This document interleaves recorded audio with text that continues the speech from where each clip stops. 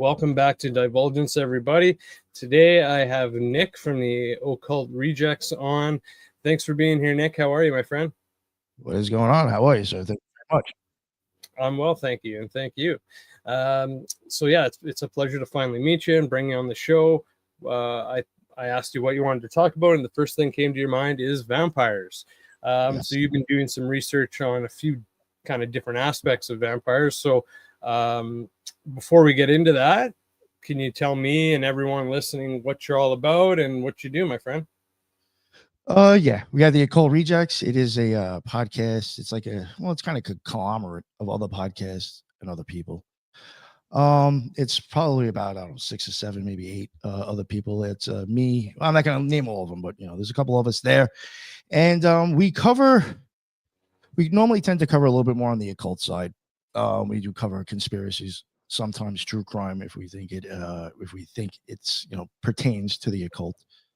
Weird science, stuff like that. We talk about megaliths one week, or the next week I could be talking about the Kabbalah.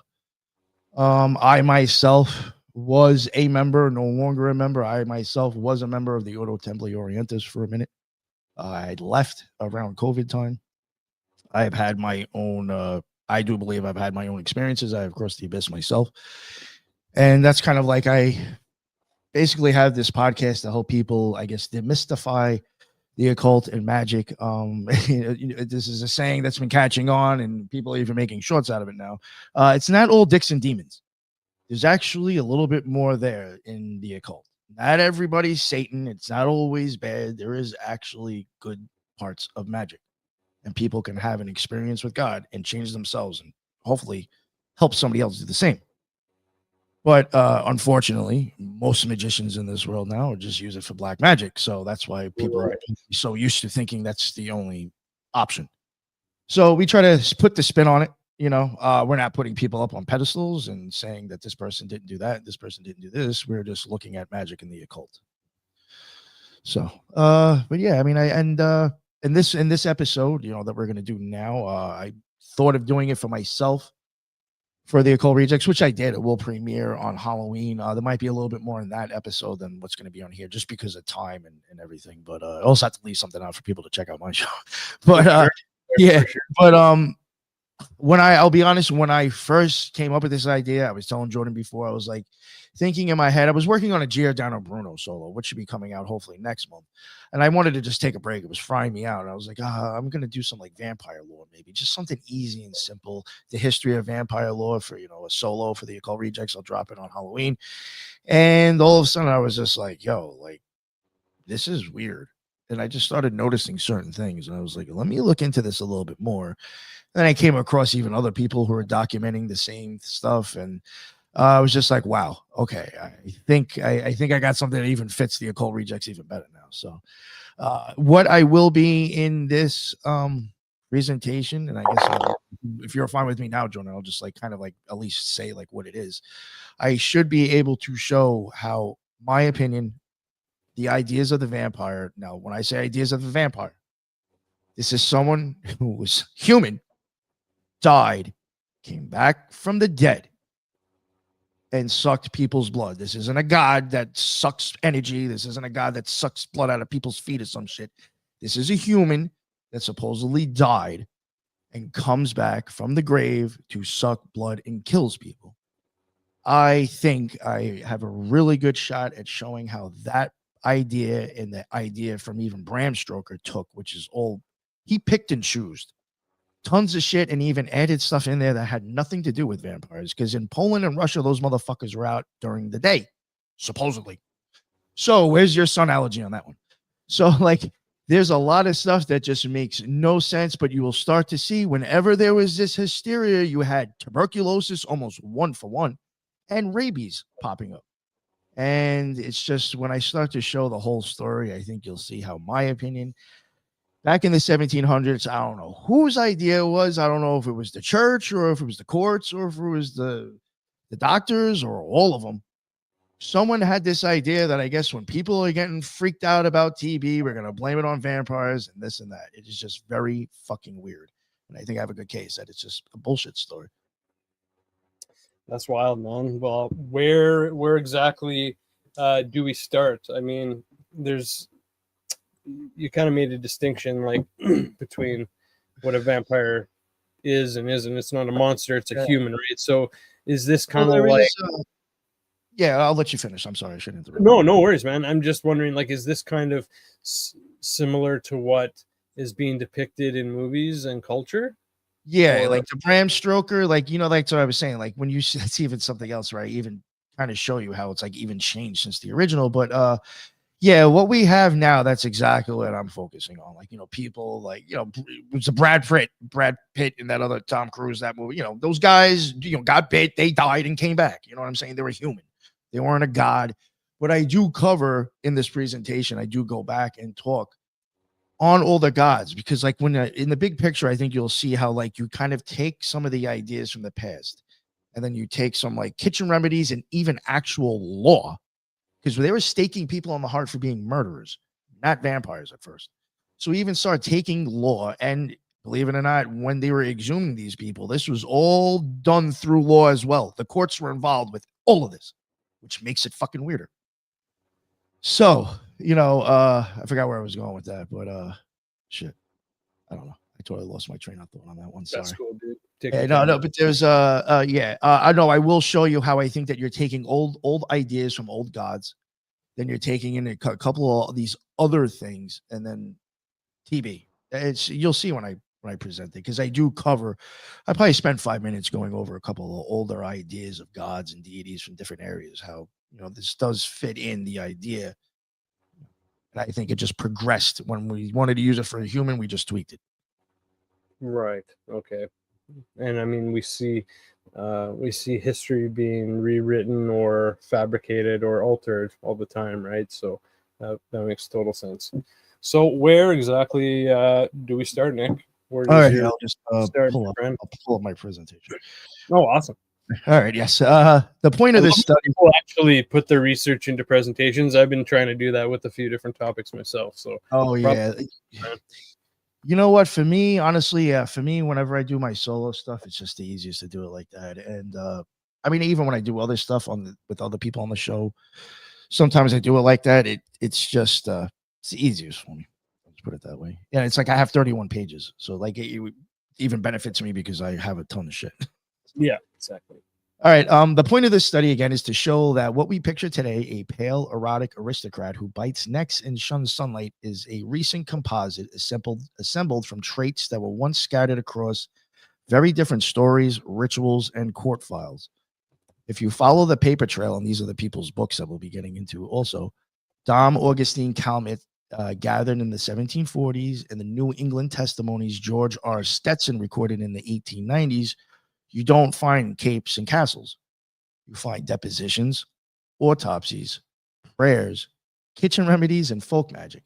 You find villages arguing with magistrates about corpses that look suspiciously fresh, and you have priests negotiating what the church will bless or forbid. You have families in rural Rhode Island opening graves during tuberculosis outbreak and burning a heart because a dead relative is believed to be feeding on the living. This project is, at bottom, a history of how communities try to name and manage misfortune, illness, sudden deaths, and the unquiet dead, and how the label vampire keeps getting reused to make that misfortune actionable, acceptable, maybe profitable. Because one thing that did go up in those areas was cremations. Seen up close, all the vampire lore often cuts against modern expectations. In Calmet's sources we will talk about in Hungary, Moravia, Serbia. There's even stuff where I'll bring up Poland and Russia. The vampire is not a suave seducer, but a case type more like a dead villager suspected of rising, throttling sleepers, and leaving a chain of deaths, followed by an officially sanctioned exhumation, which is digging up the body, a surgeon's inspection for signs, like a doctor's actually going to come in and check for these signs, supple limbs, fluid blood, ruddy color, and then a remedy, which was given to them, like they handed it to the people: a staking, a decapitation, and a burning. In Greek and Roman antiquity, the nearest analogies would be Lamé or Strige, which they are night witches and child killers, not reanimated corpses. In East Asia, the Yangshi feeds on the qi rather than blood. So again, that doesn't match. In Stetson's New England, the vampire doesn't even have a name. Consumption, which is tuberculosis, drains families. The solution is to burn the heart of the recently deceased and scatter the ashes. Old law, in other words, is procedural and local. It's about what to do when a certain pattern of deaths appear. Modern law is aesthetic and individual. It's about who the monster is. The procedural spine is where religion, spirituality, and law intersect. Calamit's dossier shows clergy and civil officers treating vampirism as a judicial problem. Witnesses are sworn, graves are opened by order, and bodies are examined, and acts of destruction are justified by a theology of preventing harm to the living. The same files expose spiritual crosscurrents. Orthodox crosses and inscriptions, Jesus Christ conquers, buried with the dead, excommunication invoked to explain incorrupt corpses. Elsewhere, customary laws bleed into folk medicine. They were baking bread with blood from the suspect's corpse. They had garlic, steaks. They're cutting off people's heads as a vernacular surgery. Stetson's this is shit the churches are telling them to do. Stetson's New England interviews had a secular coda. A doctor performs an autopsy before the family burns the heart. In each setting, the remedies stand at the crossing of church, courthouse, and kitchen ritual actions that also function as public health measures in the absence or rejection of germ theory. There's even one point that we will get into with this where they were saying that this guy, one of the first things to say that if he bit you, then you started to bite. At some point, I think to justify that maybe not making sense, they were like, oh, well, he ate from that cattle, and since we ate from that, that's how we turned into vampires. So now it's going from human to animal to human. What are we doing here? From that vantage point, we're trying to make sense, or we're telling these people whatever they believe and then giving them the remedy so they shut the fuck up. Right. From that vantage point, or there was something else behind all this and people were just being played. You know what I'm saying? They wanted to exhume these bodies and do what they did, and they had to have a reason. I don't know, but that's a whole other thing. From that vantage point, the modern vampires look curated, handpicked, attributes stitched into a single charismatic figure. 19th century fiction selects immortality and bloodlust. They drop the messy village epidemiology, and then they grift on sexual magnetism. And they import aristocratic glamour to make the monster legible in drawing rooms. 20th century films adds sunlight allergy, mirror tricks, and a codified toolkit of weakness. And a lot of those things, again, that we'll talk about later on, the sunlight doesn't matter. By returning to Calamit's treatise on the apparitions of spirits and on vampires, which is the first book we'll talk about, and then Stetson's Animistic Vampire in New England, we recover the older landscape in which vampire was less a character than a diagnosis, a community's name for a crisis and a set of sanctioned acts meant to stop it. That's the argument this introduction invites the audience to hold. Today's vampire is a sleek anthology of motifs, but the older creature lived at the junction of belief, law, and survival. Reading the 18th century treatise besides the 19th century field notes let us watch that shift happen in real time. From exhumation reports to gothic romance, from village remedy to pop icon, and asks a larger question the sources keep pressing. When people say vampire, what are they really trying to cure? The word we now use, vampire, entered Western print culture in the early 18th century, almost certainly via Austrian reports out of newly occupied Serbian districts. The first widely circulated usage appears in the Vienna's official newspaper on July 21st, 1725, in a dispatch about the Kiselova, the Peter Plogojewicz case that we'll talk about later. That German text reproduces a field report and includes the term in Latinized form as V-A-M-P-Y-R-I. However you saw that, maybe vampiri or vampire, I don't know. The name locals used for revenants that rise from their graves to drain the living. So again, that is someone who's died, comes back, and drains the living.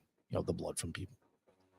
Within a few years, the word races through German and French, and by 732, it lands in English, often as vampyre, in newspaper summaries of vampire epidemics in the Habsburg borderlands.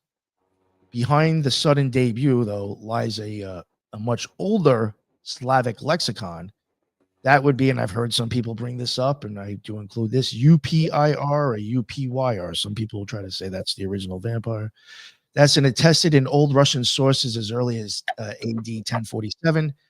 So the 18th century is new. The idea complex is not. When the Habsburgs pushed the Ottoman frontier back in 1718, they absorbed districts what is now southern Serbia and Oltenia. Military administrators and physicians soon found themselves adjudicating feverish village disputes about restless dead.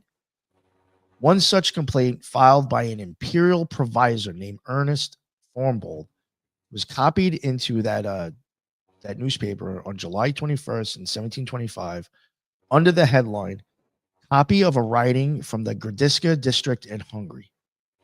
The body of notice, though, was anything but dry. It described a corpse exhumed with fresh blood and supple limbs, a classic list of signs, and used the local name VAMPYRE for the supposed revenant. That newspaper item is widely taken as the first popular Western print occurrence of the word in any spelling. It made enough noise that antiquarians and news writers across Europe began repeating it, and the term stuck. Over the next 7 years, VAMPIRE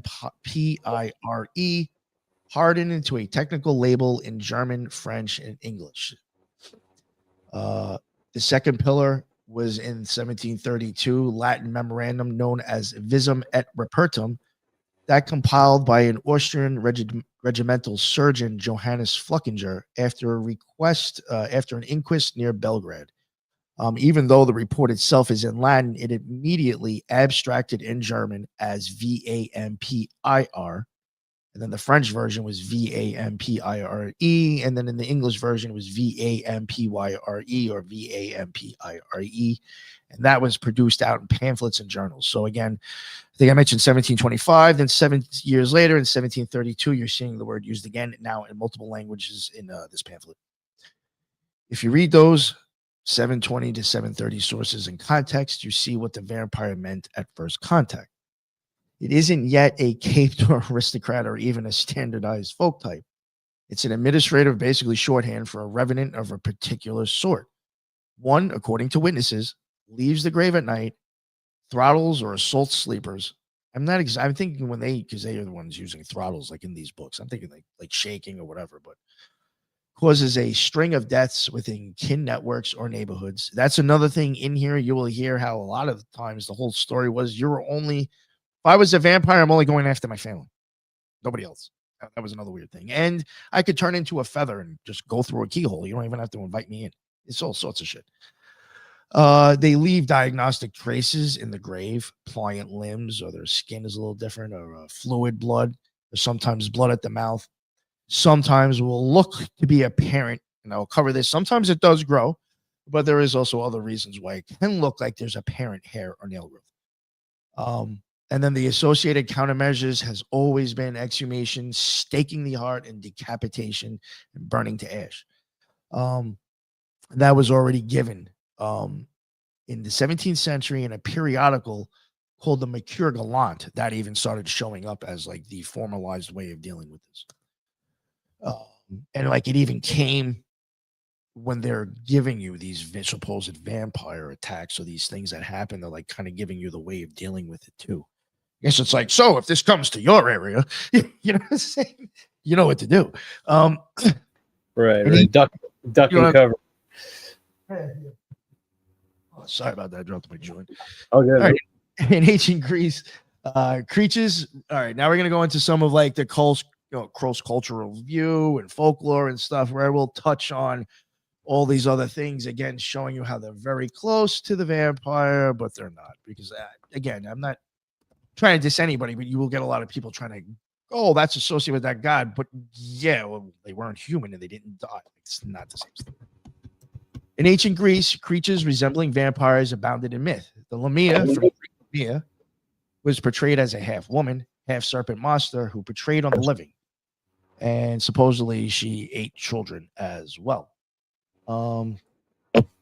Yes. Likewise, the Emposai were female specters that fed on flesh and blood. And the Gello were night demons who slipped into houses to attack infants.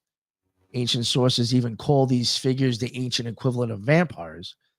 Classic literature also names the Strix, which is a kind of like a monstrous owl demon of ill omen, and it would feed on human blood.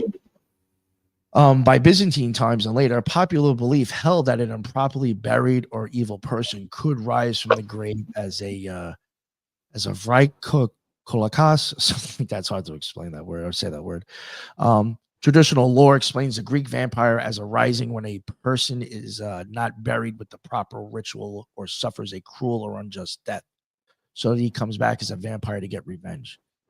Ethnographies confirmed this. Barbar cities and villages definition. They were dead people who had died alone and had no one other there to take care of them. Sounds like another reason too. Mesopotamia myth provided some of the earlier vampiric demons.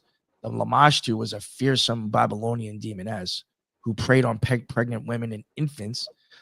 Texts and amulets describe her as snatching newborns and drinking their blood or poisoned milk. The Romans inherited the Greek lore and added their own demonic birds and monsters. Roman naturalists and poets mentioned the Strix again, a nocturnal screech owl demon that fed on human flesh and blood. The Strix was feared as a child killer. Then you also have classic authors also preserve the Greek Lamia or Empusa stories. The ancient lexicon explains that the Lamia assumed the form of a handsome woman, then sucked their blood like vampires and ate their flesh, effectively labeling them what the vampires are in modern legends. Chinese folklore even has developed its own vampire archetype, Zhang Shi. It's a stiff corpse, which appears in I don't even know how to say this, some Hewing era legend and later. The Zhang Shi is a reanimated corpse driven by residual qi, usually hopping with outstretched arms. That's their version. Outside China, a relative belief spread through East Asian Buddhism. Hungry ghost, the predator, or famine-plagued spirits driven by unfulfilled desire. Then you have the Iqui, which are tormented by insatiable hunger for offerings. So you have them, and then we'll go into Mesopotamia, and then I'll take it into the book. And then you have even Mesoamerican cultures that have several vampire-like spirits. In Aztec myth, the Tzitzimima, the Tzitzimima were a skeletal female star demon. At inauspicious times, they were believed to descend to Earth if the sun's rebirth ritual failed, and they would descend to devour the last of men. Likewise, the spirits of women who died in childbirth, the Chiotatio, screwing that up, were thought to walk on 5 special nights each year. These fearsome of the night would haunt crossroads, kidnap children, and drain the vigor from men unless placated with shrines. Another thing I do even want to mention, like as you're hearing me go through these, and there's some more, but I'm not going to take up the time to really go into it, just to get to other stuff. Another thing that is kind of noticeable, when you get the vampire, nowadays it's always a dude, but when you're listening to a lot of these things, it's always a woman. So we even have like a total flip-flop change from that way, I think. So now, if is there anything you wanted to ask before I get into the books there, Jordan? I don't want to hold you off. No, my friend, keep going. This is wonderful. I'm just taking because I have the notes up. I can't see you. I can't see the chat and nothing. So. Okay, no, all good. I'll interrupt if I have to. All right, man, thank you. All right, so now we'll go on to start getting into the first 2 books I used for this, and both compile older accounts of vampires with the like. Dom Augustine Calmet, and he had the treatise on apparitions of spirits and on vampires or revenants of Hungary, Moravia, and more. Dom Augustine, just real quick, Calmet was a French Benedictine monk And he was a historian whose scholarship straddled the worlds of rigorous Enlightenment inquiry and traditional Catholic learning. He is best known in his own day for massive methodical commentaries on Scripture and a widely used historical critical Bible dictionary. Calment spent decades collating sources, weighing testimony, and prefacing interpretation with careful philological and historical work. Late in life, he turned that same scholarly toolkit on a sensational topic then gripping Europe: apparitions, revenants, and the reports of vampires emerging from the Habsburg borderlands. His two-volume, this book I just said, I'm not going to read the whole thing, is the first sustained quasi-academic survey on the vampire phenomenon in Western Europe. Calmet compiles depositions, military and ecclesiastical inquests, newspaper reports, and letters about cases from Hungary, Moravia, Silesia, and beyond. He catalogs signs, which is the fresh blood at the mouth, pliant limbs, apparent hair and nail growth, and then the community countermeasures: exhumation, staking, decapitation, and cremation. And competing explanations: premature burial, natural or post-mortem changes, diabolic illusion, or divine permission. Crucially, he neither embraces or dismisses witnesses out of hand. His method is to prevent sources in full, compare variants, test them against theology and natural philosophy, and in the end, measured suspension of judgment. That posture, taking emic belief seriously while probing for ordinary cases, made this book a lightning rod for contemporaries.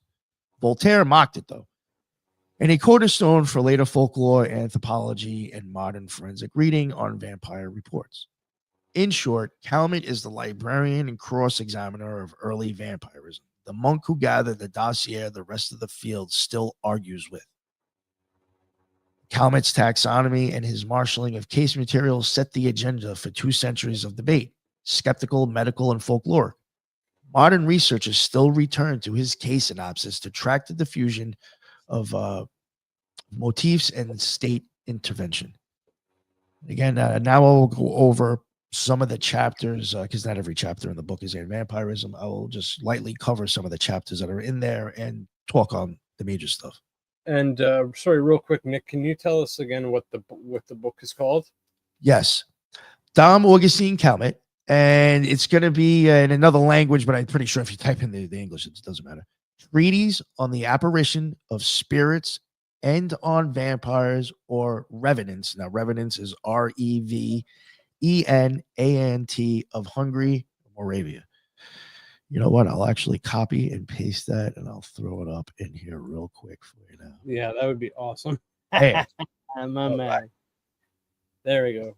If you want, I can throw even. I'll just leave my notes. I was gonna throw my notes up on the screen, but that's fine.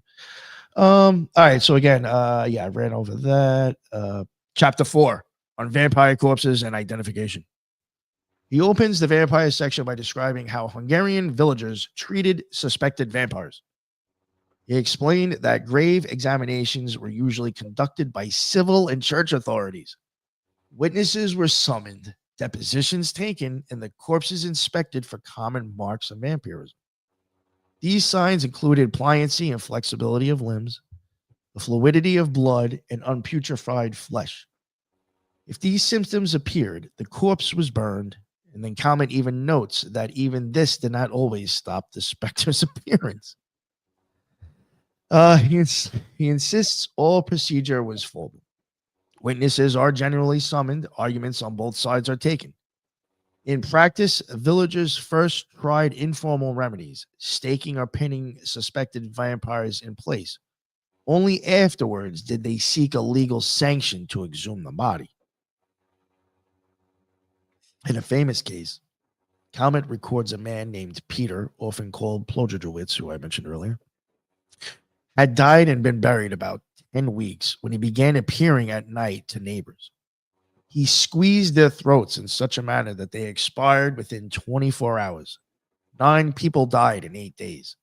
The dead man's widow even reported a visit by his ghost demanding his shoes, which terrified her, and she fled the village. These events spurred the villagers to seek official permission to dig up and destroy the body. The commanding officer and the minister inspected the corpse. They found it free from any bad smell and perfectly sound, as if it had been alive. The nose was only slightly withered, but remarkably, the beard and hair were grown afresh, and a new set of nails had sprung up in place of the old ones. Under the old now pale skin, a new fresh colored skin had formed, and the hands and feet were as entire as if they had belonged to a person in perfect health. Crucially, the mouth was full of fresh blood, which villagers believed the vampire had sucked from the person he had killed. Convinced by these facts, the officials allowed the body to be staked and then burned. Yo, it's kind of crazy. I was like, yo, even the church and the laws involved, it's like, woo, one big party. Calvin, Man. right? Calvin, yo, I was living in the wrong times, dude. That shit must have been fucking wild back then. We thought COVID was crazy. Look at this shit. Yeah, this is some wild shit. Yo, and that's the funny thing. I do want to throw this in there. And I know it's on this platform, but maybe even by the end of this, if somebody was to like listen to my full one, when you start looking, and again, I was even on one side at one point. Now I don't pick a side, but like I was those people who like got slightly worried by the people who did get it.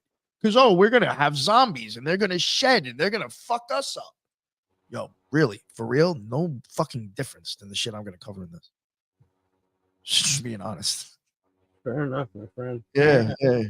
We like honesty. Yeah, no, again, I do think if you dig, well, again, we're on a certain platform. I'm not going to get into it. For sure. For sure.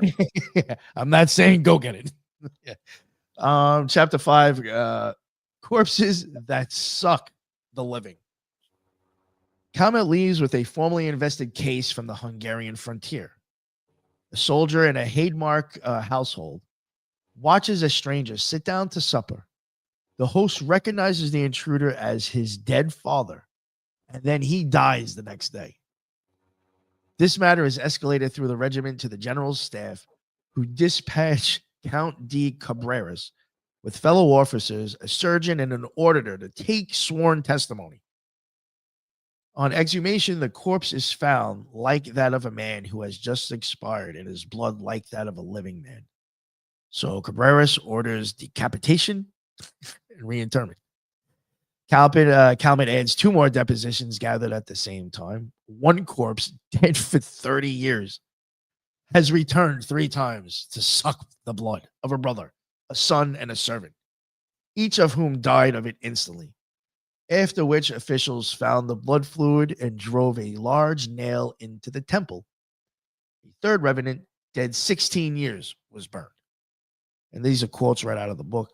The corpse of this specter was exhumed and found to be like of a man who has just expired, and his blood like that of a living man.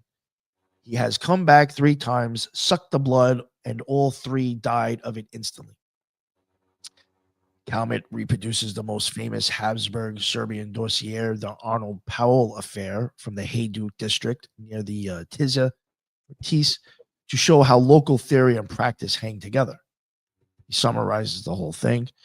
The Hayduks believe certain dead persons, who they call vampire, drain the living so that kin visibly attenuate.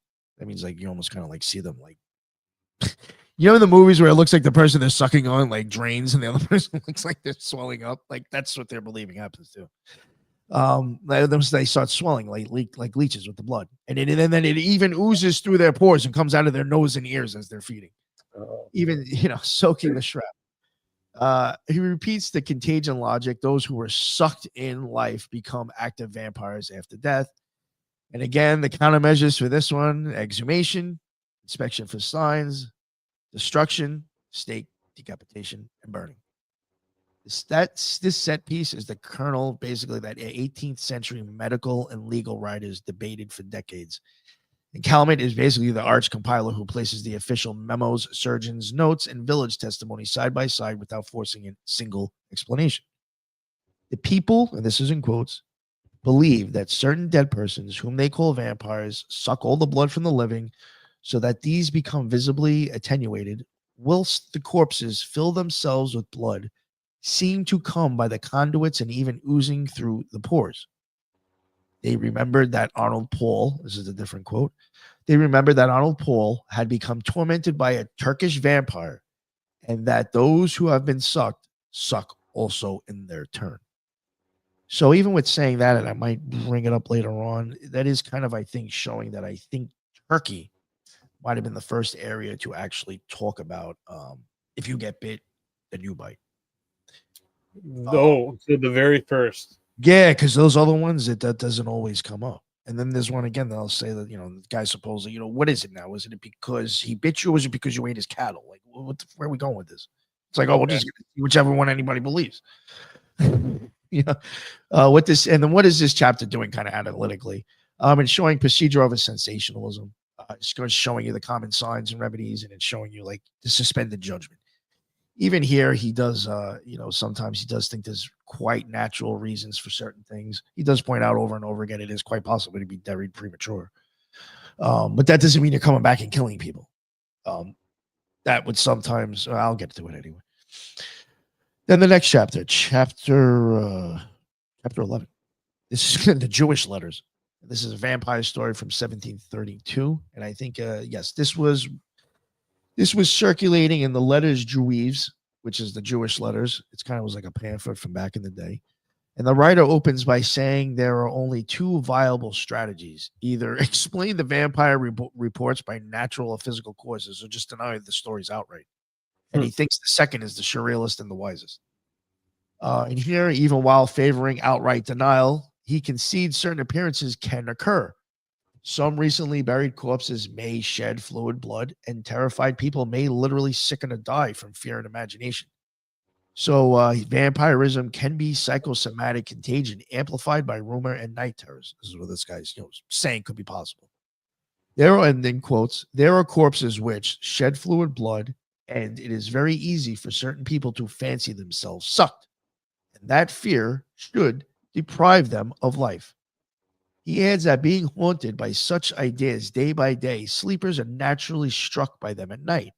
It is very extraordinary that during their sleep, the ideas of these phantoms should cause them such violent terror. A contemporary rationalist ally, he brings in to show that somebody else even thinks this stuff is kind of silly, and he brings in Johann Christoph Herrenberg's. And Herrenberg notes, arguably, that vampire deaths are not caused by revenants at all, but by the troubled fancy of the invalids. He underscores how imagination can derange the body. He also observes that in Sclavonia, the same stake through the heart punishment is used for murderers, was just repurposed for alleged vampires, suggesting continuity of legal ritual, not proof of monsters. And then he was anticipating the claim about dead people eating, that ancient customs prove post-mortem agency. He rehearses texts on food for the dead, on pagan offerings, and Augustine, and on Christian funerary meals. The point is a historiographical thing. Even if ancients behaved as though the dead fed, that doesn't validate corpse activity in graves. He concludes bluntly, all that is said of dead men who eat is chimerical and beyond all likelihood. I shall always say that the return of the vampire is unmaintainable and impractical. So he's bringing somebody else in who's just saying, like, dead people don't eat, like, give it up. Like, just some of these things are just silly. Comment opens, now we into chapter 12. Comment opens with a local ethnography. Again, the Haydukes believe certain dead, whom they call vampires, prey upon kin who become visibly attenuated, while the corpses, like leeches, fill with blood. There's a little bit of repeating, but I just wanted to include what's in all these chapters. In here, he mentions the Arnold Paul outbreak, sequence, signs, and remedies, and he gets into it a little bit more. Arnold Paul of Madriga dies in an accident, a wagon load of hay. Within 30 to 40 days, 4 neighbors die in the same manner, associated locally with vampire molestation. Paul had earlier claimed he was tormented by a Turkish vampire near Kosovia, and that those who are sucked, suck in their turn. He tried protective rites. He tried eating grave earth and smearing vampire blood. Now, this is the one thing I don't understand. Like, where are you getting the vampire blood to smear? Like the one that just hit you? Where are they picking that up? Like, Yet on exhumation, about 40 days post burial, his corpse showed all the arch vampire signs. The body was red, hairs, nails, and beard had all grown again, supposedly, and veins replete with fluid blood. And then the local Hagnagi, or Bali, skilled in vampirism. That's another thing. I'm like, you got people that are supposedly skilled in this now. Trust the science. Orders the stake through the heart, and he pierced his body through and through with a supposed frightful shriek. Then decapitation and cremation. Again, and then that was done on the same other 4 people that died. Then a resurgence 5 years later. Despite the first purge, 5 years on a new cluster erupts. 17 deaths in 3 months of different sexes and ages, some sudden and others after a short while. Memorable case out of that was the Stenoska, who wakes trembling, cries that Milo's son, dead 9 weeks, nearly strangled her, and then dies 3 days later. Exhumation shows signs. Officials and surgeons ask how the scourge returned if the first purge was thorough. Their answer is that the chapter's epidemiological twist. Arnold Paul had not only sucked persons, he had killed oxen. And those who ate the oxen, including Milo's son, became new vampires. This is how this one must have happened. The authorities disinter a cohort of recent dead among 40. 17 show the most evident signs of vampirism. So the standard stake, decapitation, and burning is repeated, and then ashes cast in the river. So because the people are eating this oxen, this is a dig them up. So that's the reason that they're giving, is that they're eating the oxen, which he ate from. Now it's just like, sharing food. There must have, that's the reason why we're gonna dig these people up, stake them and burn them, is because they ate with this motherfucker how long ago? Yeah. Yo, wow. Yo, imagine hearing that shit nowadays and like, yeah, that makes sense, man. Yeah, exactly. Yeah. And there'd be tons of people that would just get right behind that for sure. Here Calvin entertains a naturalistic explanation, proposed by others too, that supposed vampires never died at all, but merely appear so. He writes, a further use may be made of these instances, but supposing that the specters so much talked in Hungary, Moravia, and Poland are nothing but persons that are still alive in their graves. In other words, perhaps these people were buried alive. Kalman acknowledges that phenomena like fresh hair and warm blood would then have obvious explanations. Yet he immediately points out the unanswered puzzle. If they were not really dead, how could they repeatedly come out of and back into their coffins without any disturbance or signs? This does not affect the principal difficulty, how they come out of and go into their graves without leaving any mark. Thus, Kalman shows his method. He listens to folk explanations, then raises logistical objections. In this chapter, he leans towards skepticism of original causes, suggesting even common sense solutions face the inexplicable aspect of the graves being undisturbed. All right, then we do have chapter 15. That is, we'll get into kind of like a corpse revival and body changes. Kalman systematically addresses proposed causes for vampirism. First, he discussed how a corpse might rise and why a corpse's hair and nails might appear to grow. He notes local belief that burying victims upside down or using garlic might prevent resurrection, implying a folk concept of vampires physically leaving the coffin. Importantly, Kalman quotes natural science to demystify the hair and nails growth.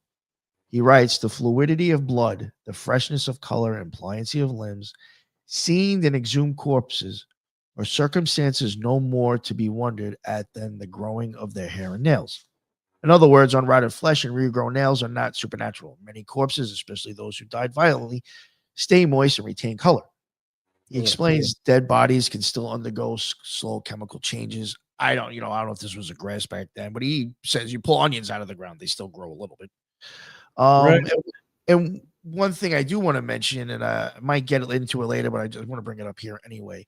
When you die, sometimes it can still grow, and there is like your nail beds will go back because they'll shrink up, which will make your nails look longer, even though they haven't grown.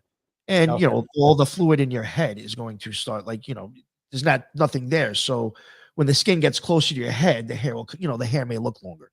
It's hard to explain, but there's certain things that could Hmm. make you think it grew, but it's just really the body shriveling up and there's just lessen. What I'm saying? They're For drying sure. out. Second, Mhm. Calmet surveys other suggested causes. He reproduces examples from periodicals, again, the Mercure Galant from 1693 to 1694, of villagers believing in witchcraft or curse as the cause of vampirism. See, I mean, there's a whole other reason. He also quotes letters from the Dutch Gleamer of 1733, where local clergy argued for or against real vampires. Throughout, Calmet remains neutral, compiling opinions from all sides. Miraculous reanimation, is it devilish transformation, or mere animals or devices doing damage? He seems most persuaded by the naturalistic view, but he never entirely rules out a miracle or devil's work if proven. Chapter 16, we kind of go into the Mercure Galant, which is 1693 and 1694 accounts. Again, what I was saying too with this book is this guy, even though it's from 1725, he went back and like even compiled stuff from other areas. So that's why this thing is like even really good, because it's kind of like, I guess a dictionary of all this shit, or an encyclopedia of a bunch of different things put together.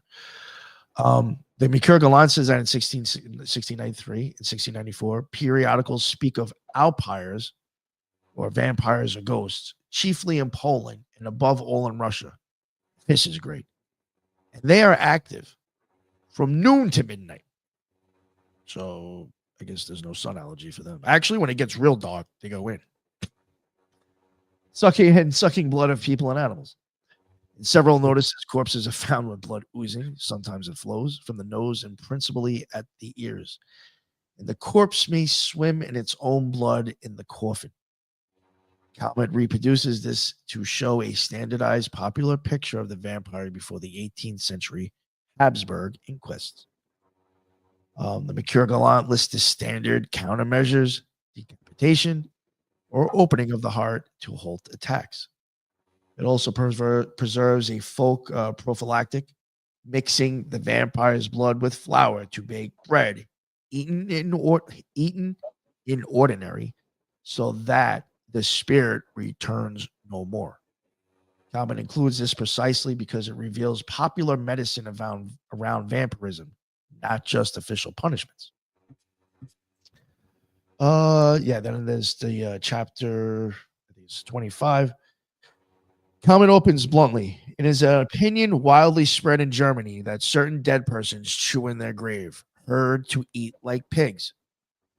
He reminds the readers he has elsewhere dismissed this as ridiculous. This imagination of those who believe that the dead chew in their graves is so ridiculous that it does not deserve refuting. Guess he's getting tired of hearing that one. Calvin named the chief authority who popularized the notion. So now I guess he's like throwing the guy out there too. Michael Rauff, whose treatise Grave Mastication was proved in short, claiming some dead have devoured their shrouds and even their own flesh. And then there's some guy Philip in an earlier tract under the same title, like quotes that guy. And basically, again, his idea on that, which we'll probably get into, or I'll skip, and I'll just bring it in now. Again, if you were buried prematurely, say you're drunk, coma, whatever, woke up, I mean, it's quite possible you could do that to yourself, just trying to fucking, hopefully, I don't know, stay alive. So again, he's even throwing that up to possible, like doing it to yourself because you were buried alive, which honestly makes more sense than somehow a dead corpse being reanimated and needs to eat. If it's dead, you have to eat. I don't know. It's just, and then they go again into other things that they also counter. That when you want to bury these vampires, sometimes you could prop the jaw, or if you want to bury certain people to see if that takes care of it, instead of doing all the other shit. Prop the jaw, you put a mote of earth under their chin in the coffin, you block the mouth with a little piece of money and a stone in their mouth, you bind the throat with a handkerchief tightly around their throat. Calmet calls these ridiculous customs and notes Rauff's citations of other German writers who mention them. All right. Then we'll get into we'll wrap this book up. chapter 27. This is Calmet's Reflections. This would be page 288 in the book, if anybody looks it up. In the final chapter, Calmet steps back to reflect on whether vampires are really dead or not. He explicitly enumerates the 5 general opinions discussed in chapters 27: miracle, delusion, living corpses, demon trick, or animal activity. Then he gives his judgment. Calmet argues that not dead but alive in their grave theory is appealing but ultimately unsatisfactory due to the burial puzzle. He also finds the animal theory far-fetched. No animal can bite without being seen. I don't know. Whatever. And the good demon prank theory unsatisfying. Ultimately, Calmet suggests that many vampire cases may stem from premature burial or misidentified corpses, but he concedes he cannot definitely explain every detail. He closes by noting that many respected correspondences, even in the Gleaner, lean toward the natural explanation, yet no one can answer all objections. Thus, Calmet leaves the matter unresolved. He neither fully validates nor dismisses vampirism, but clearly leans toward a rational account. Throughout these chapters, Calmet's torn, scholarly, and cautious. He quotes primary accounts in translation.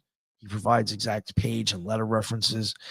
Examples, he will refer back to the Mercure Galan. The Jewish studies will tell you exactly where he got it from, and continually asks logical questions. He does not simply call the phenomenon superstition. He just investigates it as a serious inquiry. And I think we can probably wrap up that book. And if you have any questions or not, I could go over to the next book. No, you may continue, my friend. Thank you. Okay. All right. Just make sure this chat's doing okay. All right, thank you. All right, so here we go. George R. Stetton's, this is from 1896, Animistic Vampire in New England. And this was from American Anthropologist, Volume 9, Number 1, and it's from pages 1 through 13. George R. Stetton was a late 19th century American folklorist and contributor to American Anthropologist, whose work mixed comparative anthropology and New England vernacular belief. He gathered oral testimony and local reportages from rural Rhode Island and neighboring towns, then set those materials alongside classic European sources, especially Dom Augustin's Calmet's 18th century dossier on vampires, to show how older world ideas could persist and adapt in a modern American setting. So basically now you're going to see this guy's going to refer back to some of the older stuff, but now we're going to have new cases in Rhode Island. Now it's coming over to the United States. The Animistic Vampire in New England, 1896, is considered a landmark journal article. It argues that what we now call the New England vampire panic was a culturally meaningful response to tuberculosis. Families interpreted wasting illness as a dead relative feeding on the living and performed a ritual remedy, exhuming the corpse, removing and burning the heart, and scattering the ashes. Stetson's piece is prized for its mix of theory and on-the-ground detail. He maps European vampire motifs, signs, omens, and remedies to New England practices. He quotes Tyler to frame 2 classic vampires theories, a living soul that prays versus a dead soul that returns, and records first-hand witnesses, including a local mason and a physician. Now, the mason, I do think, and I've tried to really look into it, and again, this is only 13 pages, so I mean, obviously, I read the whole thing myself and stuff. I do think it's a stonemason, but I do wonder, just be totally honest, and a physician. The result is the first systematic scholarly account of American vampirism, a foundation later researchers, most famously Michael Bell, built upon to interpret these rites as vernacular medicine and community crisis management rather than mere sensational superstition. Now, the opening frame, vampirism as animism, from pages 1 to 2. He opens with a theoretical claim. Belief in vampires and the whole family of demons is rooted in animism, the projection of agency onto unseen forces by barbarian cultures unable to separate inner experience from the outer world. He immediately positions the New England material inside a global continuum, from Chaldea and Babylonia to Polynesia and New England, each culture naming night visiting spirits that leave the tomb to torment the living. In quotes, the belief in the vampire has its origin in animism and personification. As before suggested, it was the general belief that the vampire is a spirit which leaves its body in the grave to visit and torment the living. The modern Greeks are persuaded that bodies of the excommunicated do not putrefy in their tombs but appear in the night as in the day, and that to encounter them is dangerous. This is something he threw in there. Two theories of vampirism. Again, he'll even toss in Afro-Caribbean parallels. The Polynesians believed that the vampires were the departed souls which quitted the grave and grave idols to creep by night into the houses and devour the heart and entrails of the sleepers who afterwards died. The Koreans tell of the Kefu, which devour the souls of men who die. The Minatera of Malay Peninsula have their water demon who sucks blood from men's toes and thumbs. Stetson quotes Edward B. Tyler's Primitive Culture to summarize two classic theories. The first theory of vampire superstition, remarks Tyler, is that the soul of the living man, often a sorcerer, leaves its proper body asleep and goes forth, perhaps in the visible form of a straw or fluff of down, slips through the keyhole and attacks the living victim. So now I'm inserting this, but this all is in quotes. This is mine. So I guess you don't need to ask to come the fuck in the house now, do you? Some say these Mori come by night to men, sit upon their breasts and suck their blood, while others think children are alone attacked, while the men, they are nightmares. But to men, they are nightmares. The second theory is that the soul of a dead man goes out from its buried body and sucks the blood of living men. The victim becomes thin, languid, bloodless, and falling into a rapid decline, dies. Third page in New England, the vampire superstition is unknown by its proper name. It is there believed that consumption is not a physical but a spiritual disease, obsession, or visitation. That as long as the body of a dead consumptive relative has blood in its heart, it is proof that a cult influence steals from it for death, and it is at work, draining the blood of the living into the heart of the dead and causing his rapid decline. So some of it gets like a little hard to read because I'm like taking quotes from like the 1700s, so it's like worded weirdly. No worries, my friend. Yeah, but yeah, that one, like he's even saying how these people are even tying it. Now, when I say consumption, if some people don't know that, that's TB consumption. So I'm like right here, they're already tying it to TB. A brisk tour through the 17th and 19th century. This is from pages 4 through 6, Old World lore and practices in detail. A brisk tour through the 17th and 18th century continental lore, mostly via Calmet and other people. The late Monsieur de Vizimont, counselor of the Chamber of the Courts of Bar, was informed by public report in Moravia that it was common enough in that country to see men who had died some time before present themselves in a party and sit down to table with persons of their acquaintance without saying a word and nodding to one of the party. The one indicated would infallibly die some days later. Again, I told that story. I mean, that's even another one. You're not even biting anybody. You're not even, you're just like looking at them. The captain of grenadiers in the regiment of Monsieur Le Baron Trenck, cited by Calmet, declares that it is only in their family and among their own relations that the vampires delight in destroying their species. Now, this one's saying that it's only the family members. Williams of Malmesbury says that in England, they believe that the wicked came back after death by the will of the devil. And it was not unusual belief that those whose death had been caused in this manner, at their death, pursued the same evil calling. Basically, if you get bit, you're going to bite. Again, methods of relief. In Servia's relief is found in eating of the earth of his grave and rubbing the person with his blood. The prescription was, however, valueless if after 40 days the body was exhumed and all evidence of the arch vampire were not found. In the Turkish provinces and in the Greek islands was to burn the body and scatter the ashes to the winds. Some older writers are of the opinion that the souls of the dead cannot be quiet until the entire body has been consumed. Exceptions are noted in the Levant, where the body is cut into pieces and boiled in wine, and where, according to Voltaire, the heart is torn out and burned. In Hungary and in Russia, they choose a boy young enough to be certain that he is innocent of any impurity. They put him on the back of a horse, which has never stumbled, and is absolutely black. Make him ride over all the graves in the cemetery. The grave over which the horse refuses to pass is reputed that to be of a vampire. So this is now how we're, all right, dig him up. Where's the motherfucker? Like, Damn. really? Imagine the horse just stopped to take a shit. I mean, who the fuck? Yeah. Jesus Christ. Well, I don't even know. They don't even really stop for that. They just keep going. But like, still, like, what the fuck? Like, this is the silliest shit. I'm sorry. Geographic. Now we're gonna move on to Rhode Island. Geographic focus and why Rhode Island, pages 6 through 8. If anybody was to download this or look for it, you can find it. So I'm telling you the pages too. Stetson narrows to southern Rhode Island. By some mysterious survival, occult transmission, or remarkable atavism, this region, including with its radius the towns of Exeter, Forster, Kingstown, East Greenwich, and others, with their scattered hamlets and more pretentious villages, is distinguished by the prevalence of this remarkable superstition.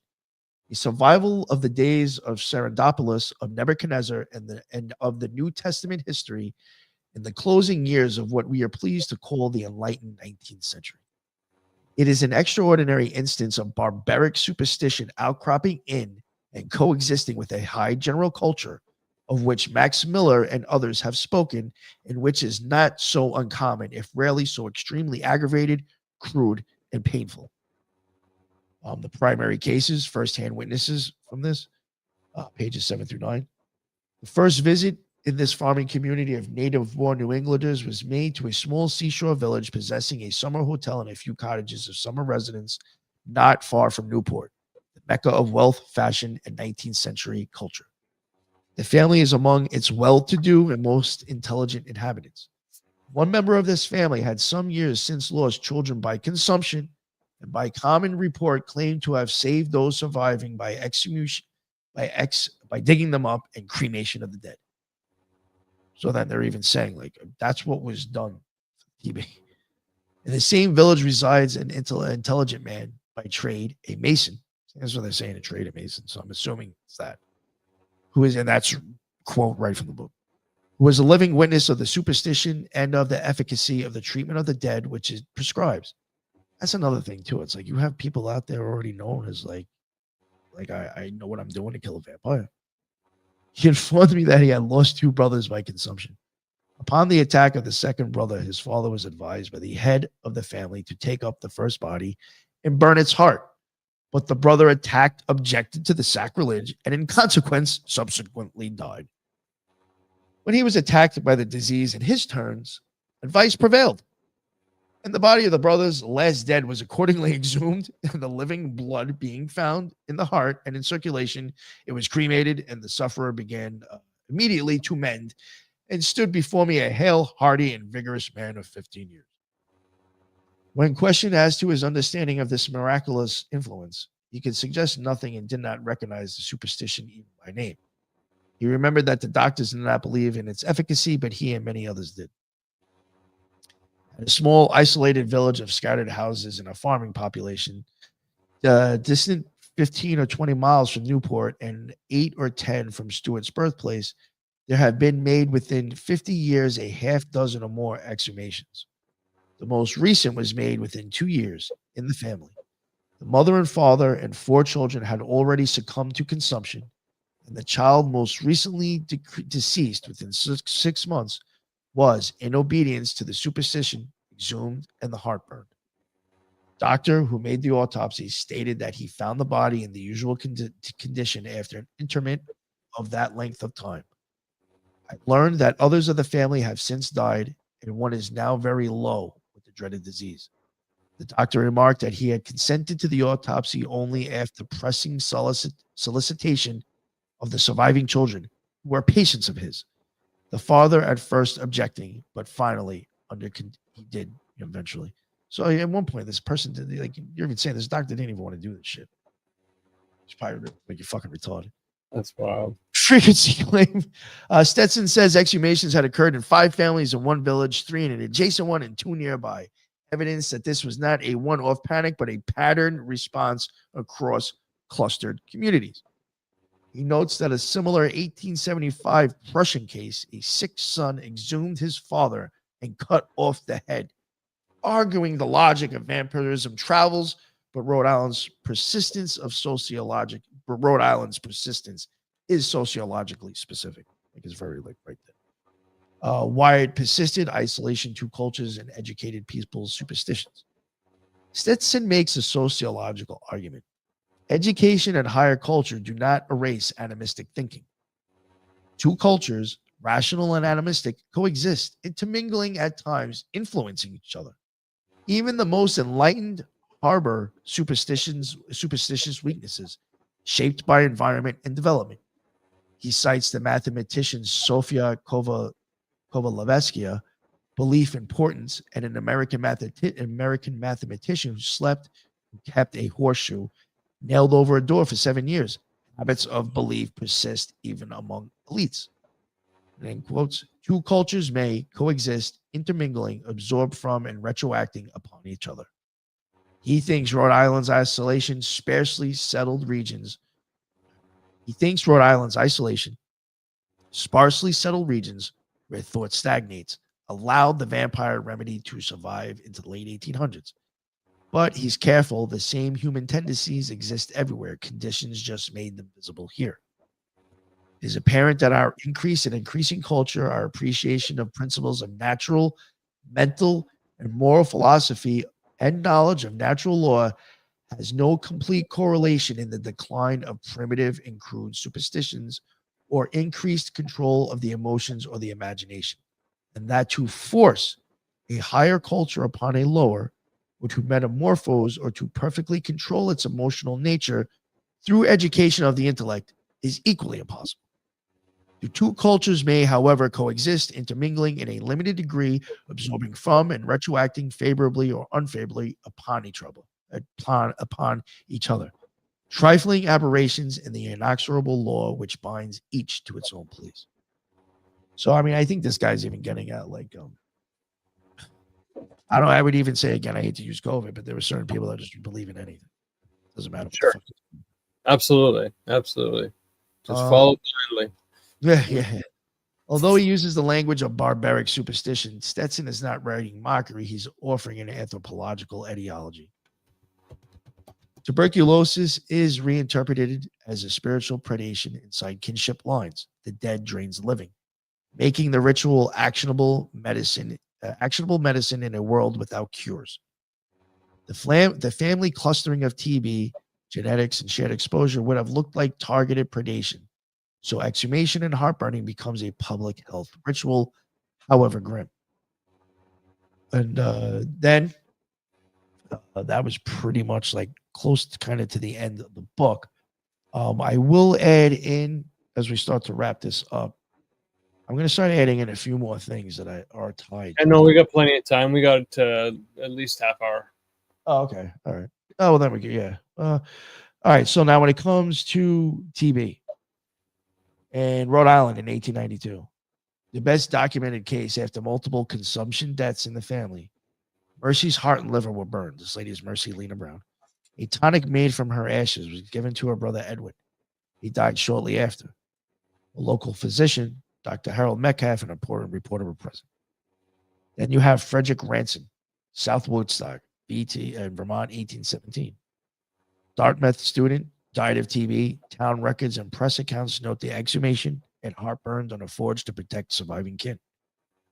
Then you have Rachel Burton, Manchester, Vermont, exhumed in 1793. Congressional deacon Isaac Burton dug up his first wife, Rachel, to try to save his second wife, Huldah, from consumption. The ritual failed and Huldah died later that year anyway. Then in New Ipswich, in 1810, which ended up being reported in 1840, physician Dr. John Clow records a family predisposed to consumption who exhumed a relative and burned the heart. He says the remedy did not work, and he identifies the exhumed as Samuel Saladay. In New England, vampire cures tracked the spread of TB almost 1-for-1. From Wellington, Connecticut, 1784, at the start of regional epidemic, to Exeter, Rhode Island in 1892 at its symbolic end. While the ritual kit, exhumation, heart removal, burning, and ash tonic functions as the vernacular public health, in a world before Koch's 1882 discovery made the bacterial cause clear. Now, tuberculosis wasn't the only current running vampire stories. In the Balkans, rabies outbreaks overlapped the very decades vampire stories filled the streets. Pellagra's wasting and sun-tender skin added more bodies to read. In graveyards, decomposition physics, purge fluid, skin slippage, flexible joints looked like life to people who didn't have forensic textbooks. And a few premature burials kept the fear plausible. Even transmission had a logic. Payol's case talks about cattle as a vector, a peasant epidemiology centuries before Koch. Some moderns try to medicalize the myth with porphyria, but that's a late add-on. What always travels with the vampire is procedure, depositions, priests, surgeons, and a remedy the village can perform. Again, what else tracks vampire reports? Rabies outbreaks, Balkans in the 18th century. A widely cited medical hypothesis argues that rabies helped prime Balkan communities for vampire explanations. Symptom overlap is eerie. Nocturnal agitation, biting, attacking, hypersensitivity to stimuli, hydrophobia, sexual dishibition, and rapid death in transmission chains. Crucially, the timelines match the classic Great Vampire Epidemic window from the 1720s to the 1750s in Habsburg and Ottoman borderlands. Juan Gomez Alonso's neurology paper makes the case explicitly. Even popular summaries noted the correlation once the article came out. In grain-dependent peasant zones, pellagra and niacin deficiency produced photosensitive dermatitis, wasting, and neuropsychiatric changes. Basically, the sun's going to annoy you and you're going to have fucked up looking skin. Sounds like a vampire. History of medicine have flagged that pellagra and rabies were epidemic during the very decades vampire stories went viral across Eastern and Central Europe. Pellagra's sunlight sensitivity and wasting fed into popular ideas of a night active blood draining scourge. Again and again, the physical proofs that triggered exhumations turn out to be normal post-mortem changes. Purge fluids at the mouth, nose, abdominal, bloating, and rubicund skin, flexible joints after rigor passes. All that shit happens after rigor. And the illusion that hair and nails grew, really skin retraction and nail bed exposure. Forensic reviews that classic folklore analysis, like Paul Barber, show how these were reliably misread as life in the grave, especially in cold seasons or tight coffins that slowed putrefaction. Exactly the context of many 18th century inquests.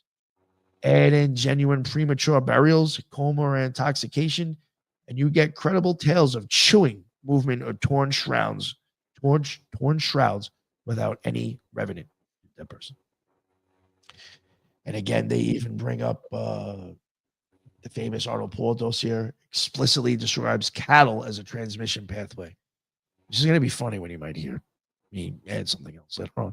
Powell sucked oxen, so the villagers who ate the meat later died in the vampire cluster, prompting mass exhumations. Whatever we make of the belief, the file shows people thinking in contact chain terms: humans, livestock, humans, which looks a lot like pre-germ theory epidemiology writing under a vampire label. And just thought of it now, like, weren't we even told that bat was the whole reason of the last fuck show? Yeah, man, exactly. And just to make this even more interesting, let's add drinking blood to tales of TB consumption and sprinkle in some bats and rabies. In the late 1800s, consumption, tuberculosis, and weak blood, iron deficiency, anemia were rampant and poorly understood. Patients in several cities began drinking fresh animal blood, usually cow or sheep, straight from slaughterhouses. Paris's Abattoir de la Villette even drew morning cues, and this was, engraved. Sick Parisans come to drink the blood of freshly slaughtered beef to find a cure. The medical history roll-up notes that in the 1870s, about 200 people were said to regularly drink blood at New York slaughterhouses, taken warm, usually straight from the neck, with the observers pointing out how many clients were women using free blood as an iron-rich substitute when meat was scarce and too expensive. Writers also recorded first-person tastings that normalized the practice. One famous 1870s account describes ordering a glass of blood, a butcher rinsing a tumbler, opening the bollock's throat, and catching the blood right there for you. A scholarly thesis pulls dozens of newspaper and medical items together and make the point explicit. Blood-drinking consumptives were compared to vampires in the period press, an image that fed back into popular vampire imagery just as the literary vampires started taking form. So even when these people were out there doing this, they were mocking them and already starting to give them the pale, sunken-in person drinking blood. So you're getting that already before Bram Stoker, fucking shilled on this shit. So we have Paris, 1870 1880s, engraved reportage of invalids lining up daily for ox blood as a cure for consumption weak blood. Another thing I thought was like interesting, it's like, all right, like I guess the guy bit, the cow, but it's just like, like I don't know. It's just kind of funny how like you blamed the cow before, and now you're telling people to drink the fucking blood. It's weird. Yeah. What if a vampire bit that one and he didn't know? I don't know. It's just weird. Go ahead. I was saying, how the hell do we regulate that, right? Yeah. In New York City stockyards in 1870s, around 200 people regular drink blood, again, warm and from the neck of dying animal, orphan woman framed as a free iron supplement. In Cincinnati in 1875, a published glass of bollock's blood, tasting from a city abattoir, presented as a medical drought for the sick. How this ties into vampire talk, late Victorian reporters literally likened these patients to vampires, giving you a visual, the pale invalid sipping warm blood that audiences immediately map onto the monster.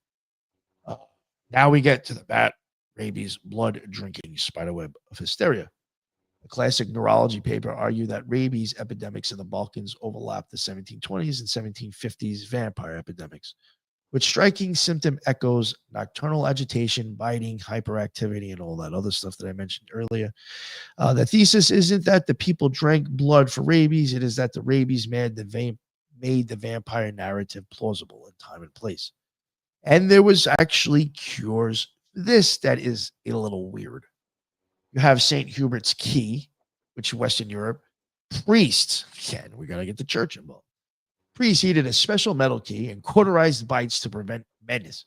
A church-endorsed practice recorded in the late 19th and early 20th century. They're basically, trying to cauterize them. And then in the U.S., you had healers press a revered bezoar-like stone, which I'm not exactly sure what kind of stone that is, often boiled in milk in between applications onto the bite wounds to draw out rabies. Hugely popular, supposedly, in America. With TB, you get blood drinking as a remedy that newspapers labeled vampiric. With rabies, you get outbreaks that made vampire behavior believable, plus ritual cures, cauterizing keys, madstones, that, like vampire remedies, sit at the intersection of liturgy, law, and lay medicine. Now, toss in the bat. Only the New World vampire bats, there's 3 species, truly feed on blood. The very taxonomic naming in the 18th, 19th centuries was vampirum spectrum.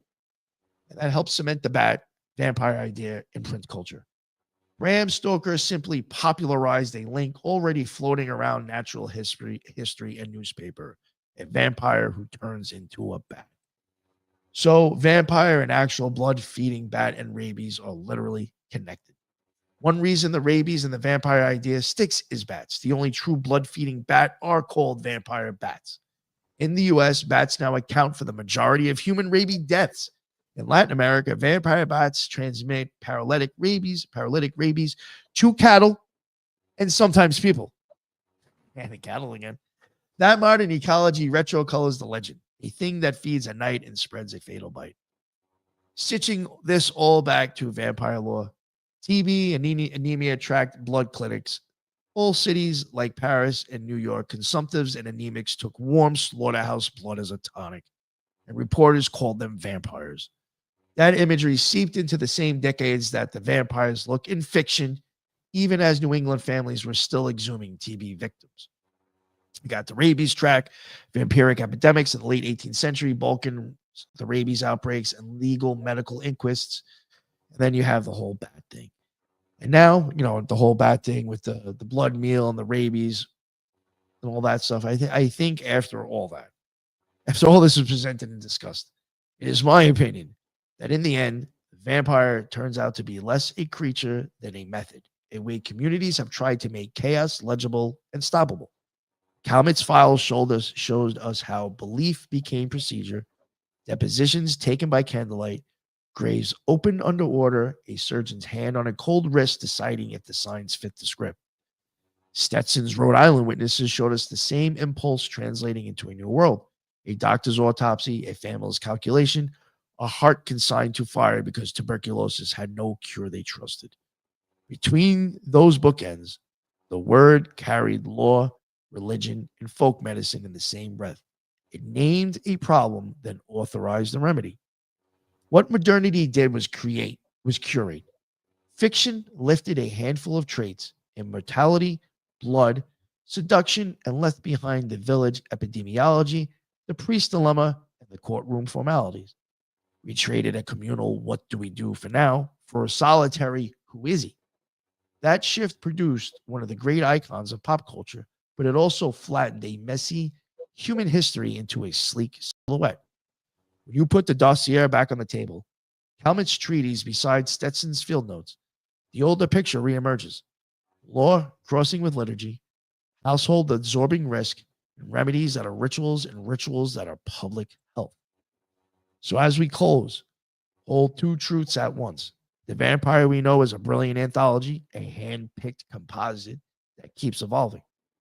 The vampire our sources knew was a social technology, a name for a sudden loss and a license to act. If this show has done its job, you can now hear both voices. The courtroom clerk reading a deposition in 1732, and the narrator of a modern Gothic. Between them lies the real story. How a label for misfortune became a character we can't stop reinventing, and how, even now, the question behind the word still matters. When people say vampire, what are they trying to cure? There we go, sir. Damn. That was awesome, dude. I know it's like I skipped through a lot of it and tried to read. That's okay. That's okay. If you want more on it, they'll have to check out your Halloween episode on that. We do have a couple questions. Here's one from the chat. Any connection to the Order of the Dragon? Does that sound familiar to you? Oh, I have heard of that, yeah. But again, these were the two things that I'm sticking to where the word vampire starts to come from. Right. And the fact of somebody being dead and coming back. So, I mean, there's certain things like that, some of the people I could have included, but you'd have to be dead. I don't know. That could be with that order, but again, just. So, how do you find that the accounts of, in the books and documents you've gone over, how do those depictions differ from what's depicted like in the media? Well, that's the whole thing too. Like, all right, you get these people. One, there's not that I care too much, but it's just, of course, it's a selling point, and who knows if it's actually there to twist fucking minds. But they do add sexuality to it. That was not a thing at all. Like, these motherfuckers weren't sleek and hot or whatever. They're killing people. Obviously, it wasn't always that they had to bite you. I mean, there came out during the day in Poland and Russia. They're going again, going in again at midnight. I mean, I guess if you want to tie in, the fuck was that other Twilight? I guess those motherfuckers went out during the day. Yeah. But I mean, it's not, again, if you're still looking at Bram Stoker's stuff or even the few other people before him, there's a lot of contradicting stuff. Again, they come out during the day. Now they can bite something and you can eat from it. They don't need permission to come into your house. They can turn into a feather or a stick. It's just a lot of things. It's just like, where did these other things come up with when you hear contradictions? Just what I covered. Right. So you did mention you mentioned bats quite a few times. So is that um, Because then is that's even like another thing too. It's like in some, I don't know who started that. It could have been Bram Stoker. But they turn into a bat to travel. They're not right, doing that here. You know what I'm saying? So like I toss in the whole bat stuff to even show how that's where I think they're even pulling the bat from there again. That's another association of rabies. Now that's how it travels. That's how it, I guess, gets out of. Again, even Kama was like, well, how are they getting out of the grave and this and that without making a scene? Oh, I guess, they must turn into a bat. That was probably an answer to something like that. right. You But know what then I'm how would saying? It's just like anything again to make it fucking believable. Oh, if it didn't bite you, you must have ate the cattle. Where the fuck we going with this shit? so okay? So you're like essentially That's you're another reason why I added the bat in, and I didn't really, add it in there. But it's just like you do get that whole thing of traveling by bat now, turning into a bat. Again, bats have rabies. They're called vampire bat. It seems like a lot of silliness. sure, man. So you're of the notion that vampires essentially are not real. Oh In no, listen. I mean, the whole reason I even decided to do this is my mother used to dress me up as a vampire when I was a kid, for real. Just to pit me the fuck out as a vampire. I used to love that shit when I was a kid. She used to love taking me out. I don't believe nice, it. So, like, I'll even say I dressed up as one as a child, and I still don't think they're real. gotcha. I think So it's more of an occult story that is misunderstood, if anything. And that could still be wrong. It'd just be maybe very coincidental the way I look at it, that it matches, especially with physiology. If I look at it in a occult sense, throwing physiology in there, I see a vampire easily. But that would be somebody who crossed the abyss. And just real quick, just to throw it in there, it'd be too much to explain. But for some people that might be listening that have heard my show, again, in the back of your eyes, you have the optic nerve. You have two of them, and they both sink into the back of your eye, and they almost look like a tooth or a fang. And in the back of your eye, not in the front of your eye, but in the back of your eye, you have blood back there. And the optic nerve is where sunlight transmits into electricity. It's a very magical area. So I do think if you were to come back from the dead or the abyss, you are going to eventually kind of project out those optic nerves and see into this world again when you open your eyes. It's a lot to explain, but I do think there might be actual occult symbology behind the idea of a vampire. Because again, I do always say this: if you want to have, my opinion, if you want to have an actual magical experience, you're gonna have to take yourself out. There will be a death and rebirth. um, And I'm that's sure. why I mean, even look at something I thought about doing. Look at the whole zombie idea. Even some of like in Serpent in the Rainbow, they were poisoning people to give them like a near death experience. And they come back all fucking whacked out. Oh shit, we lost him. He left. I don't know what happened there. Maybe the cops showed up. All right. Well, I guess it's my show now. Fuck it. There he is. Shit, sorry, I don't know what the hell I did Yeah, I there. thought he was like cops raided your house or some shit. Yeah, I'm out. I'm Oh out. no, like I was like, yo, his wife is What is probably it? like, what the fuck you doing down there? He's like, oh, Put your pecker away, no, son. that's like, are you almost done? I don't know. You could have like someone bitching at you. The kids came running No, down the stairs. You're like, oh no, fuck. no, nothing like that. Sorry. What I was did you? I didn't hear your point. Do you remember what you were saying? No, actually, I'm Okay, so sorry. sorry, dude. Yeah, no, sorry. Before we wrap up, though, I'm sure we'll talk again and we'll get into a lot of other stuff. But are there other like monsters or mythical creatures or folklore that you do believe in? Oh, that's right. I was telling you about the whole zombie thing. Yeah, I do think that. The zombie thing, yes. No, I mean, see, that's even like I'm very different as other occultists. I don't believe any of these gods exist. So it's hard for me to believe in these things. I think a lot of them are like, again, archetypes or ideas or stories to put something into. I don't know. It's hard to explain it. Could be occult stories or even physical shit going on inside the body that's changing. Yeah. I just think a lot of them are really just archetypes of it. Archetypes, really. I don't know. I don't know. I mean, if you want to start getting into like certain cryptid shit and giants, I mean, I believe in that stuff. I mean, there's proof of giants. Okay. You know what I'm saying? Like I'm just between my boy Mr. 93 out there, Prometheus Lens. He was watching, I think. Between him and a couple other people, Heather and might have been the Dr. Little, Gregory Little. Between them, I've been shown proof of giants. So I do believe that.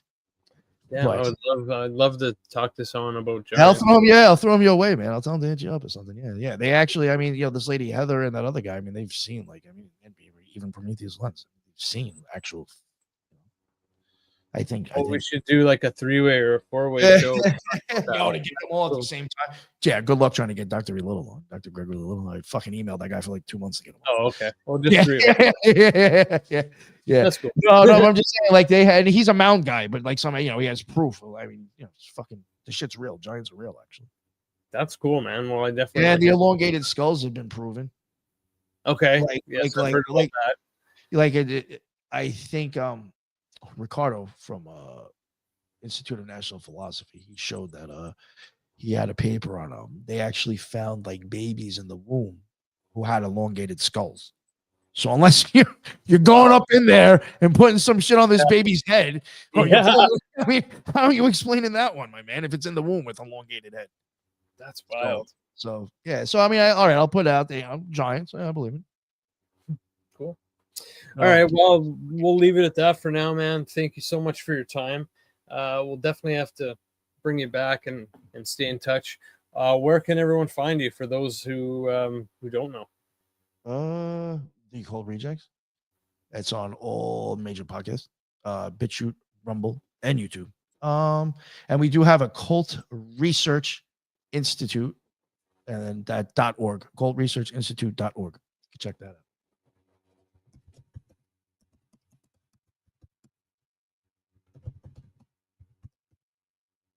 Oh shit! Occult Research Institute. Oh yeah, let me look it up.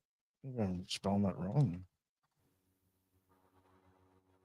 Yeah, I don't know. Here, I'll send it over to you. I'll send it over in the chat now. Yeah, here we go. Paste. I think I got it. Here we go. Yes, sir. That's it, right? Yeah, we got a bunch of people from like either the show or just other people that have contributed to the page. There's tons of different stuff on there to read. It's really, if you're much more into reading, tons of stuff on there. There's like episodes that we did that we put into. That's awesome, man. Yeah. Okay. Yeah. So if people want to read it, they can. Definitely have to check that out. Oh man, that's cool, man. Yeah, and that one thing, those who came before us, that's like all other occultists from like back from BC up to 16, 1700s. Okay. Right on. Yeah, the stuff they were looking at. Yeah. Right on, man. Well, thanks again for coming on. Oh, thank you, dude. That was fun. Yeah, we'll have to hook up again. Definitely. Thank you, everyone in the chat, everyone listening and watching. Please make sure to subscribe to the Divulgence podcast on YouTube. You can check us out also on Spotify or wherever else you get your podcast. Yeah, but everyone, thanks for watching, and hell yeah. See you next time, and stay safe. Peace.